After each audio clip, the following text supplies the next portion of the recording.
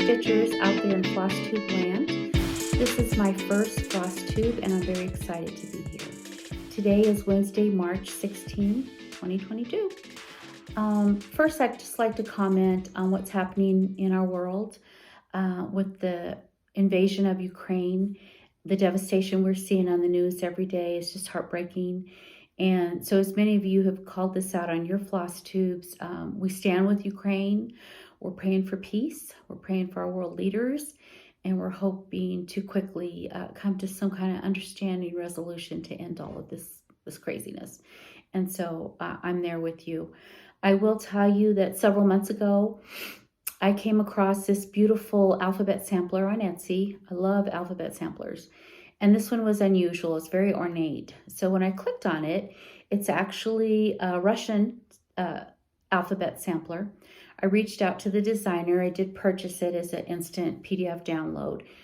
This is a picture of it. Just gorgeous.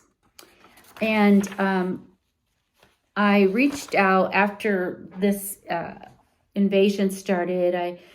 While she's Russian, I still felt a tug in my heart to reach out to her, and I did.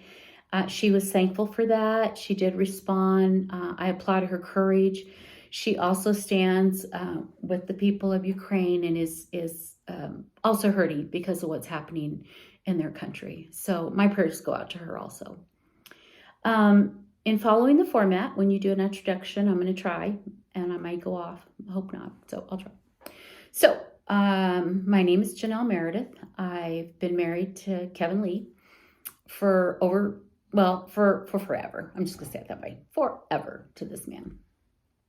He's a great husband. He's a great father. He's a great friend. And we've had a wonderful life. I will say that. We have two beautiful daughters. And we live in the amazing state of Colorado. And we're happy to be here. Now, we did leave the state twice. Once when the girls were little, we went with our church to Albuquerque, New Mexico. Love the richness, love the Southwest. The whole Albuquerque and Santa Fe area is just gorgeous. We learned a lot about ourselves. We learned a lot about our comfort zone, and we came back to Colorado. Now, I had a career opportunity several years ago to go to San Antonio, Texas, and so we moved there. Love Texas. It's big. Everything there is big, like they say. I have a sister in Austin, and so it was fun to get to bond with her and be with her and her church ladies. They're quite the group. They're a lot of fun. They do a lot of fun activities for the church and in their community, and so it was fun to be there. However, we were homesick. At least I was more homesick than my husband, and so we came back, and we're happy to be back here in Colorado. We live near Denver, and we're not leaving again. We're not. So that's us. And then as far as crafts, when I was a teenager, I did decoupage. I don't know if y'all remember that. It's probably still around. I think it is. I haven't followed the trends for it. But when I was a teenager, I bought the hobby print, the little girl in the blue pinafore dress, right? So I bought the print. I burned the edges. That was the thing then. You burn the edges. Glued it to a wood plaque, and then decoupaged the top of it and hung it in my room. I felt pretty cool that I had decorated something for my bedroom. Later on, it was off to sewing classes, cooking and baking sewing classes that my mother sent me to. Now, I grumbled. I was like, why do I need to take a sewing class? I don't want to sew. What am I going to sew? But, you know, when mom tells you to do something, you do it. And I did enjoy it. Did have a sewing machine. And then later, when I was dating my husband, my boyfriend at the time, Kevin, I made him a suit. I sure did. A linen two-piece suit, pants and the suit coat. And it was white, creamy white. And I laugh about it now. I kind of think of John Travolta in Saturday Night Fever, that kind of look, that white suit, bell bottoms, I'm sure, at the time. And Kevin was a good sport. He wore it to a homecoming event at the college that we went to. So that was a lot of fun. And we kept it for a long time. I don't know where it is now, probably in some Goodwill box, the bottom, the floor. Who knows if somebody has it? I don't know. Anyway, it's a long time ago. And then I sewed doll quilts for the girls. Kevin and I are do-it-yourselfers. He's an amazing artist. He paints beautiful paintings. He's a woodworker. He's a furniture maker. And so when the girls were little, he would make them doll furniture. High chairs, cribs, benches. And then I made the doll quilts for them to carry their dolls in. And they were simple, square little quilts stitched together. I love quilting. I say I love it. I've never really done it outside of that. I guess I admire it. And I think quilters just, they're so creative. They do these beautiful quilts, and I just wish I could do that. And maybe in the future I could take a class and maybe dabble in that a little bit. I have gone to the Colorado, it's the Golden Quilt Shop up in Golden, Colorado, and they sell their homemade quilts. And so over the years, I've bought a few lap quilts, and then I don't even want to use them because they're just beautiful. And in fact, there's a bunch sitting in this cupboard here behind me on the bottom space. And I recently went online to see what they have, and they have a lot of inventory, beautiful, beautiful quilts. So if you're interested, you can go online to the Golden Quilt Company and see those. And then when I started, so my passion is antiques, quilts, vintage sewing machines. I'll talk about the one that's right here behind me, and then cross-stitch embroidery. When I started doing cross-stitch, it was on 8 o'clock, white or cream, DMC floss, simple little projects, the mason jar lids, maybe a few little samplers, nothing really big. They were quick and easy and kind of got you into the hang of cross-stitching. Later, as I learned how to do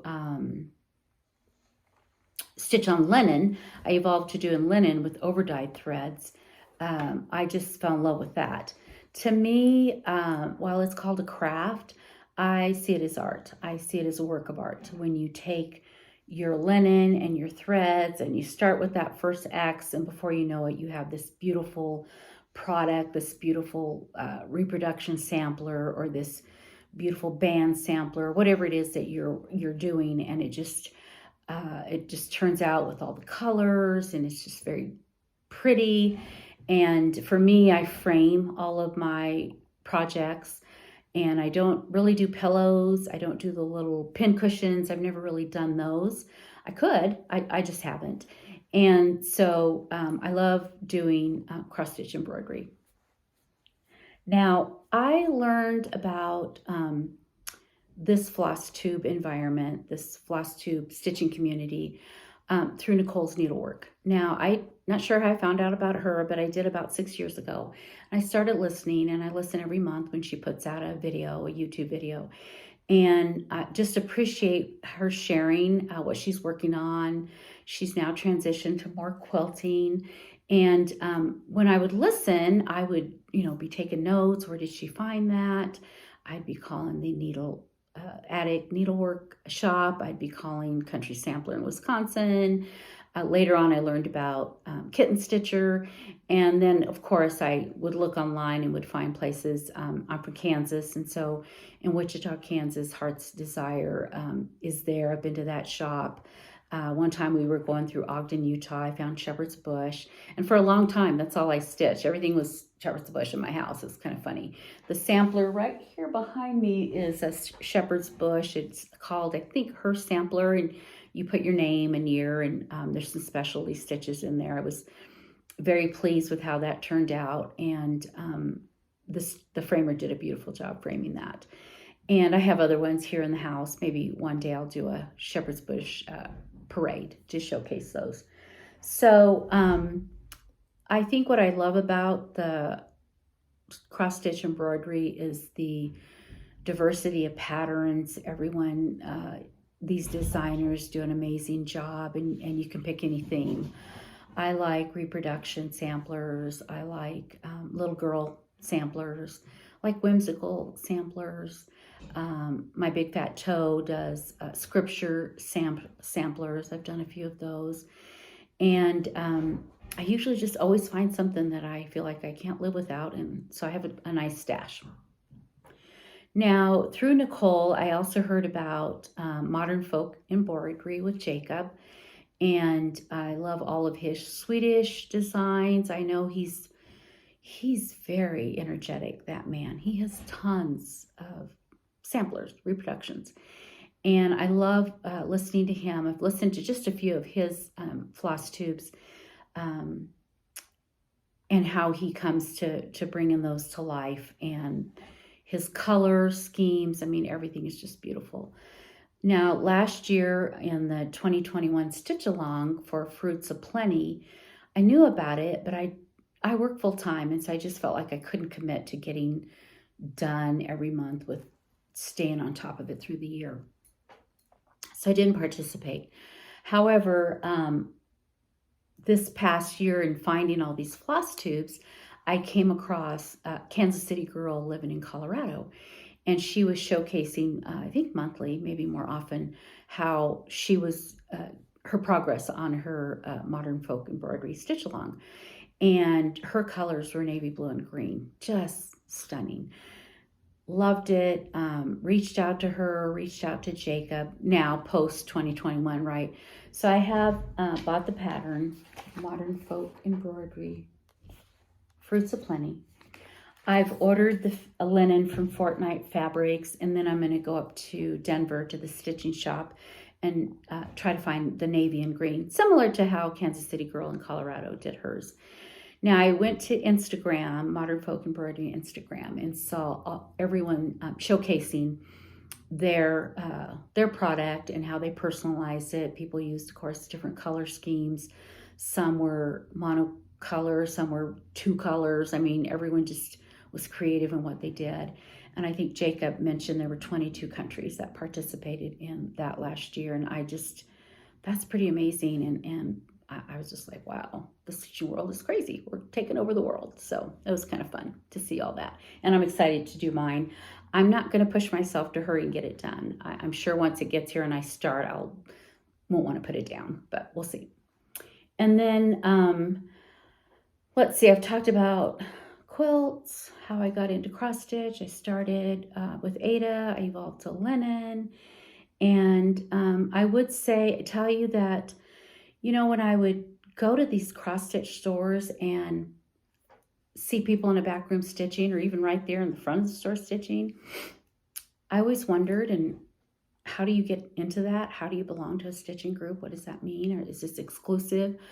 I'm in there buying products, but I was never invited, and that's fine. Maybe it was a retreat, maybe it was exclusive. So a couple years ago, I just felt like I wanted to bring a group of stitchers together. What would that look like here in Colorado? How could we do this? How would I appeal? I mean, a lot of the cross stitch stores had closed. How do you find people that want to do this? But I had a plan, and so I contacted Michael's, and I talked to the manager and told him my idea, and he said, sure, you guys can come in here and use our little, it's a conference room where they teach classes. He had no problem with us doing cross stitch. And then the pandemic came, and so kind of had to put that idea down and just not really follow through.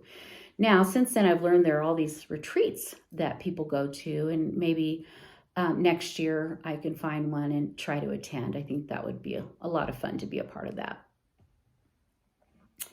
And then I wanted to share about this little vintage sewing machine. So I have this affinity for vintage sewing machines, and I think the reason I do is because it ties me to my grandparents, to my grandmother. So my grandparents moved here from Mexico. My grandmother was a seamstress. She sewed clothing, quilts, aprons, everything for the household. And she was pretty amazing. And when I was a little girl, during the summers, I would get to go stay with Grandma and Grandpa here in Colorado. I was pretty spoiled by them.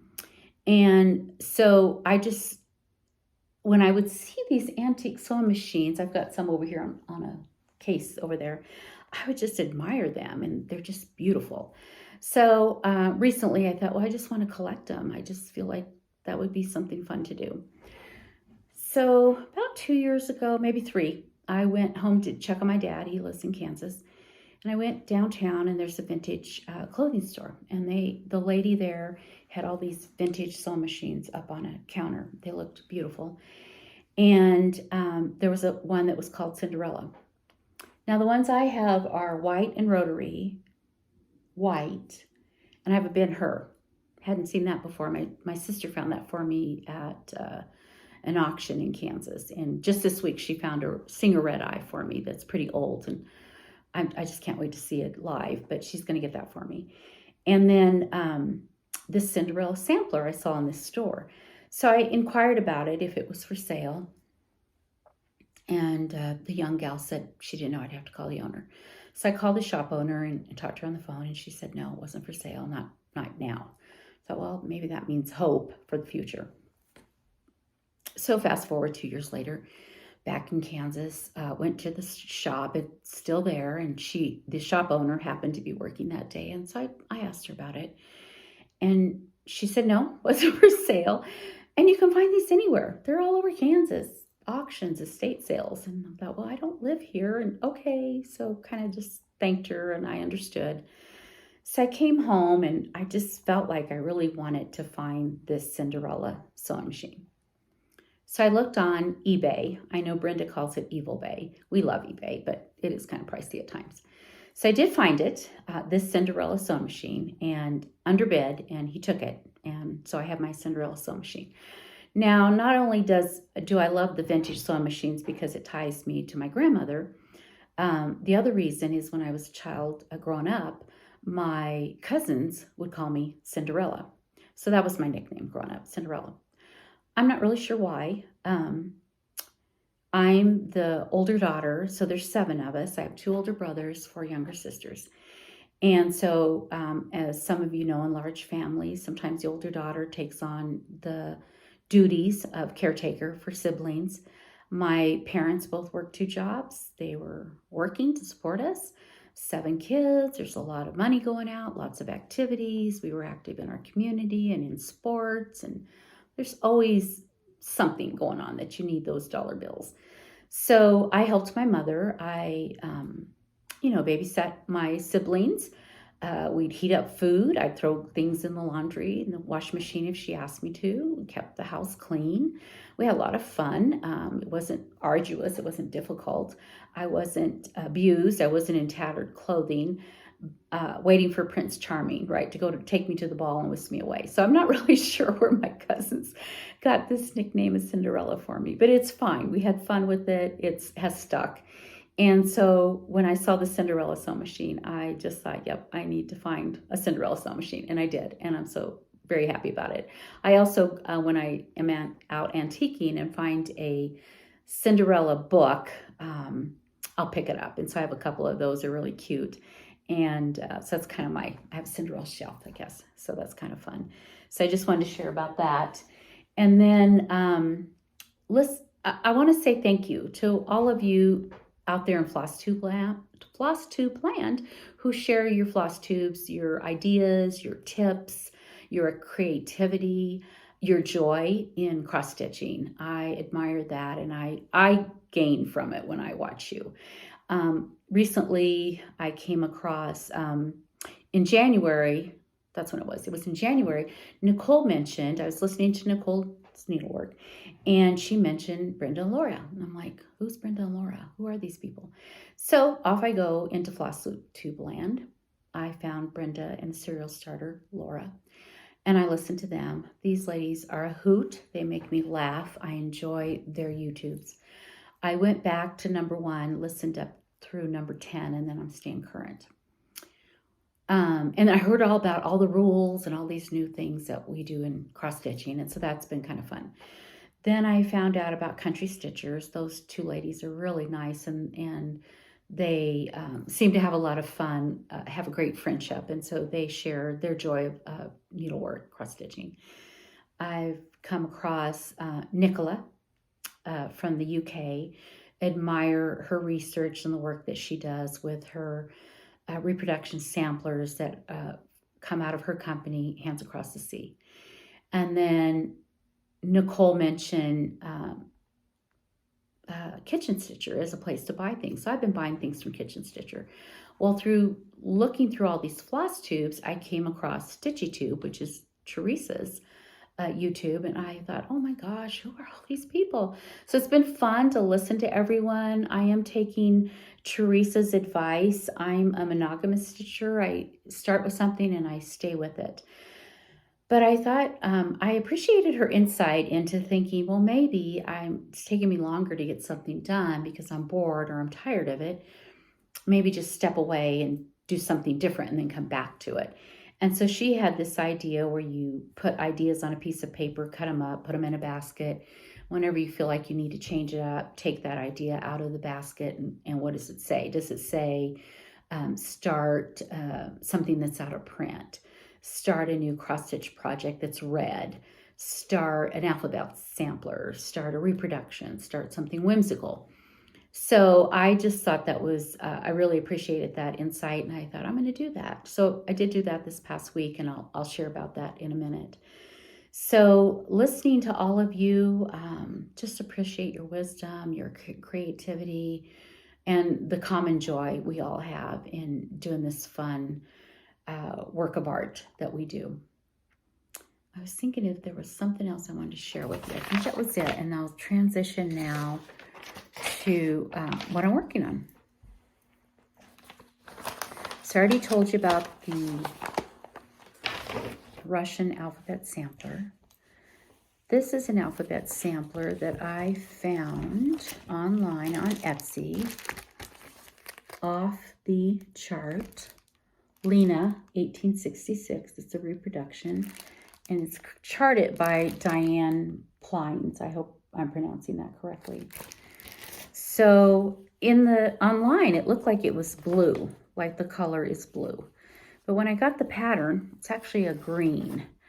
And so I pulled the green that was suggested along with some other greens, and then this DMC 500. And I really like this color of green. And then the fabric is Lakeside Linens, 32 count, I believe, lentil. I don't know why I bought lentil. I had it in my stash, but it's working out perfectly to do this project. Now, I will tell you, in listening to Brenda and Laura, they talk about the rules, right? We have all these rules, and I was like, oh my gosh, where did the rules come from? I didn't know about the rules.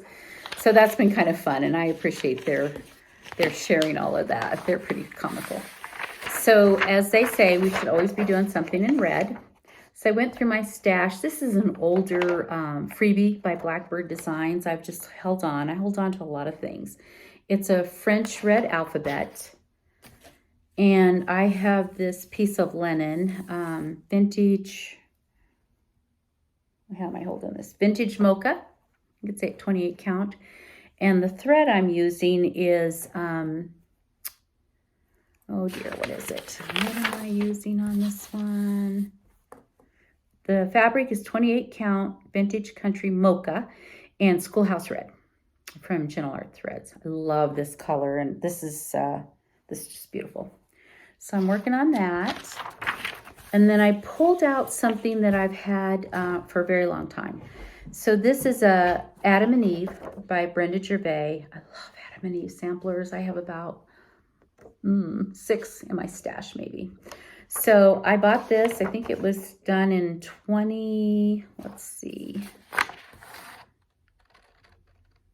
14. So I've had it a long time. So I decided to go with Teresa Vinette's idea to do something old. And I found this piece of linen in my stash. These are the colors. As you can see, they're kind of combobulated there. And so I've started this Adam and Eve just right up here. Kind of got the border and the bird and some of these leaves started. So I can't wait to work on these more and get these completed. In addition to the rules, what I've learned from all of you is about needle minders. So this is something new to me. Now, there may have always been needle minders. I didn't know about them. I recently lost a needle, devastated, crawling on the floor like every day, like thinking it's going to magically pop out of the carpet. Moved the couch, the chair where I sit and stitch, never could find it. And then about a month later, found out it had kind of attached to a tote box I had under the bed and where I keep my DMC. I'd pulled that out. So somehow it grabbed under there and had been under the bed all this time under this tote box. So when you guys would share about needle minders, I was like, what is a needle minder? So very thankful because now I have them. I went to Hobby Lobby and found these really cute little ones. And then project bags. I was like, oh, I was using kitchen storage bags for a long time. Through Nicole's Needleworks, I learned about the Ziploc bags that she uses. These. And then the rings. So a couple years ago, I went to Amazon, ordered about 50, ordered the rings, and then started kitting up my stuff and keeping them nice inside those bags. And then with the beautiful project bags I've learned about, they're just gorgeous. I went to Etsy and looked up a few. I'm not going to buy any for right now, put it on my wish list for next year. But I did go to Michael's and found these little plastic bags. It says happiness is handmade. I bought a few of these. I think they're really sweet. And so I'm keeping between the older version of, or well, it's not really an older version, these Ziplocs and the new ones, then I'm keeping everything put away. So I'm going to show you, I showed you my whips, and now I'm going to show you some of the things I've done. So this is a long dog pattern, Sakura Core. I saw this done up in the Attic newsletter in October 2020. We had been into the pandemic, maybe, 6 months at that point. And the stitcher stitched this and added stitched in a time of plague. What we learn in times of pestilence, that there are more things to admire in men than to despise. Albert Camus. Love that saying. Love stitched in a plague. It kind of documents what we've been going through with this coronavirus pandemic right now. It's been 2 years. It's way too long, and we're hoping, right, that it's going to come to an end.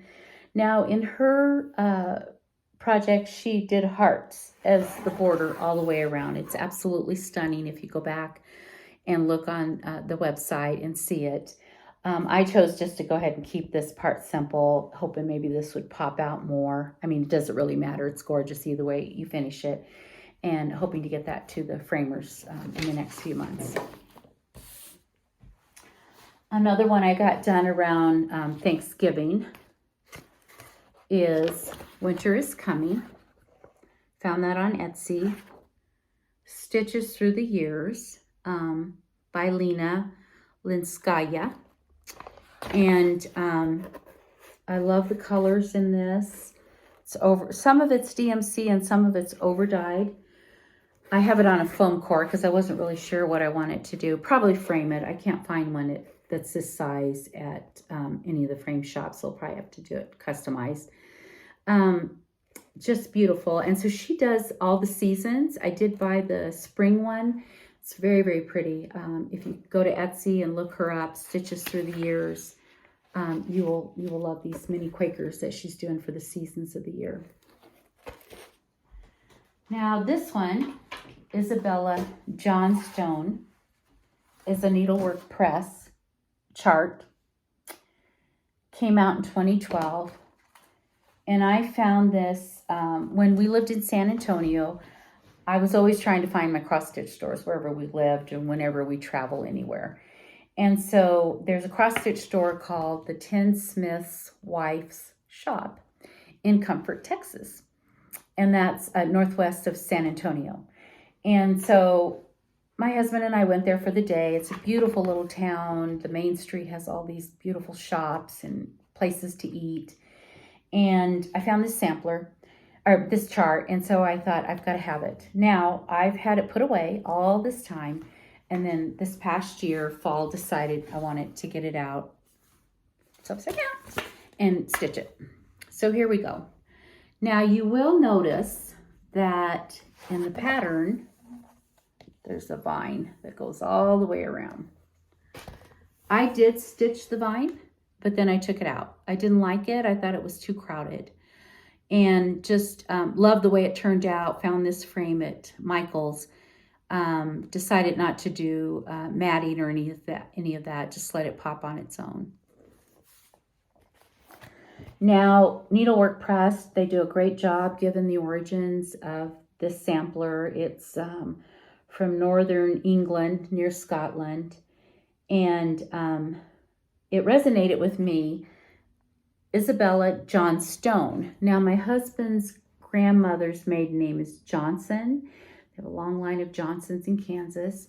And then his folks owned a dairy farm. And so the red cow, I just thought that was adorable. So that was something fun to stitch and now frame. I'm trying to decide whether to hang it in the kitchen or with all my other little girl samplers. Another thing I like to do when I go antiquing is to rescue samplers that I see. Some are old, some are not old, and I have a few I'll show next time. This one I found recently. It was stitched in 2014. I don't see any initials hidden in here as far as who the initials of the stitcher. She did a beautiful job, he or she. Linen, overdyed threads, professionally framed. It's just beautiful. And when I picked it up, I was like, oh, how much is that going to cost? Well, it was only $20. So I had to rescue it. I thought it would be beautiful here, hanging somewhere in my home. Beautiful. And then the last thing I'm going to share is, well, two things. So I do have a passion for Mexican samplers.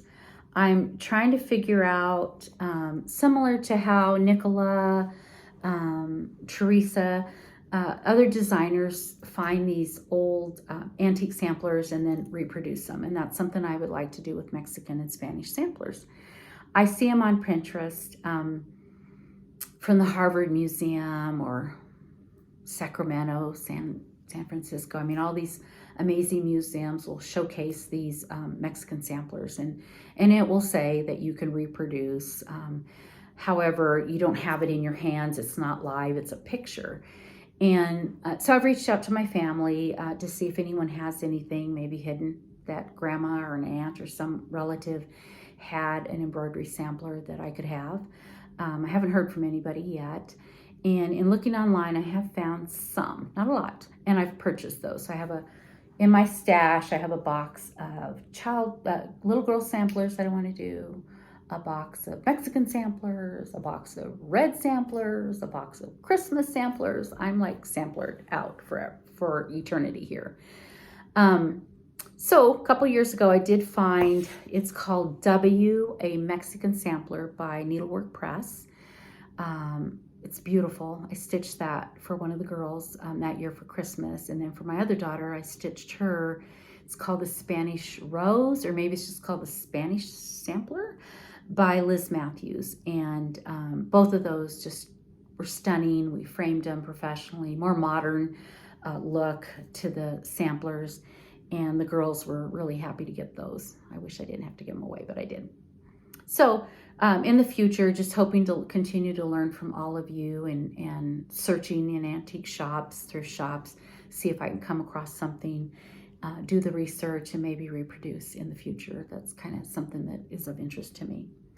So last week was my birthday. And in listening to you guys on Flosstube, I would hear about all these amazing books, sampler books.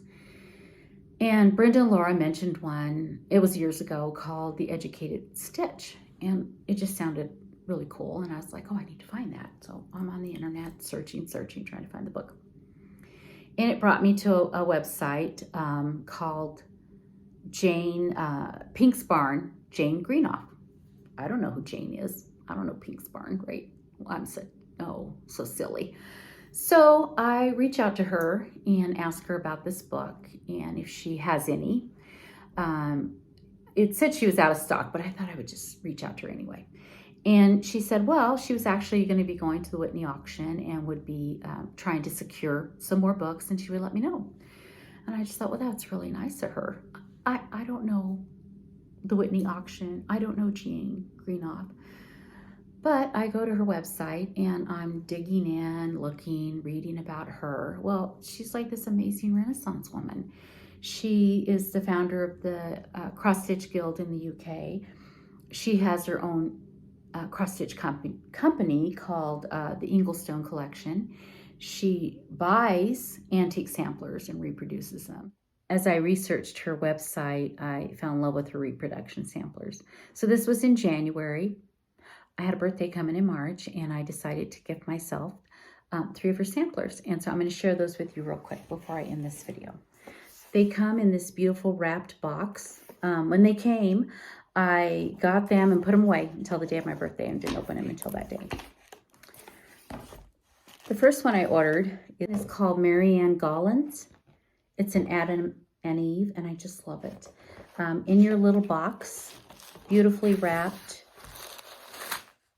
has tissue, and in it you receive the ivory ABC thread holder, floss holder, and a gold needle.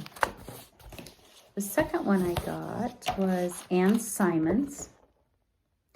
It's the Lord's Prayer. Again, just beautifully wrapped. The pattern, it's in color. I think I said that already. And then the last one I got for myself for my birthday was, there's the gold needle that it's attached to. Thread keeper. Robine souvenir sampler. It's a red sampler. Again, the pattern is in color with instructions. It's absolutely gorgeous. So I was very happy to gift myself with those. My family knows that I love cross-stitch samplers, and so I'm always searching, looking, and like I said earlier, I have a large stash, and I'm hoping every night I try to get a couple hours of stitching in. So this has been a lot of fun. I've really enjoyed sharing my joy in cross-stitch, and I would say I hope to be back in a month. Keep stitching, have fun. I know we all find joy in our work, and gives us a moment to find joy daily, if that's what we choose, or how often we stitch, to find some joy among this time of turbulence in our world. And again, we will continue to pray for our leaders and for the people of Ukraine. Thank you so much. Have a great day. Bye-bye.